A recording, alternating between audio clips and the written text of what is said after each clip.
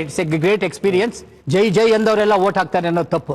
ಹೌದಾ ಸರ್? ದ್ವಾರಕೀಶ್ ಹತ್ರ ಆಟೋಗ್ರಾಫ್ ಕೇಳಕ್ ಬಂದವರೆಲ್ಲ ಓಟ್ ಹಾಕ್ತಾರೆ ಅನ್ನೋದು ತಪ್ಪು. ಅಥವಾ ನಮ್ ಜಾತಿಯವ್ರು ನಮ್ಗೆ ಓಟ್ ಹಾಕ್ತಾರೆ ಅನ್ನೋದು ತಪ್ಪು. ಎಲ್ಲವೂ ಅಭ್ಯಾಸ ಆಯ್ತು, ಎಲ್ಲವೂ ಒಂದು ಎಕ್ಸ್ಪೀರಿಯನ್ಸ್ ಆಯ್ತು.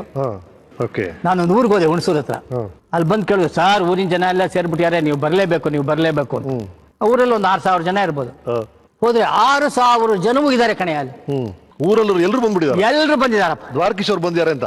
ಏನ್ ಜನ, ಚಪ್ಪಾಳೆ ಏನು, ಹೂನಾರ ಹಾಕಿದ್ದೇನು, ಕೂಗಾಡಿದ್ದೇನು, ನನಗಂತೂ ಗ್ಯಾರಂಟಿ ಆಗುತ್ತೆ. ಯಾವ ಓಟ್ ಬರ್ಲಿ ಬಿಡ್ಲಿ 6,000 ಓಟು ಗ್ಯಾರಂಟಿ. ಇದು ನನಗೆ ಬಂದೇ ಬರುತ್ತೆ, ಗ್ಯಾರಂಟಿ ಮಾಡ್ಕೊಂಡ್ಬಿಟ್ಟೆ ನಾನು. ಎಲ್ಲ ಫುಲ್ ಜನ ಸೇರ್ಬಿಟ್ಟಿದೆ. ಬಂತು ಎಲೆಕ್ಷನ್ ಕೌಂಟಿಂಗ್ ಬಂತು. ಆ ಊರಿಂದ ಇನ್ನೂ ಬಂದೇ ಇಲ್ಲ. ಆ ಊರಿನ ಡಬ್ಬ ಬರ್ಲಿ ಇದ್ ಆ ಡಬ್ಬ ಬಂತಪ್ಪ. ಊರಿನ ಡಬ್ಬ ತೆಗೆದ್ರು 6 ಓಟ್ ಇಲ್ಲ ಕಡೆ. 6,000 ಇರ್ಲಿ, 6 ಓಟ್ ಇಲ್ಲ. ಚಪ್ಪಾಳೆ ಹೊಡೆದವ್ರೆಲ್ಲ ಓಟ್ ಹಾಕಲ್ಲ ಅನ್ನೋ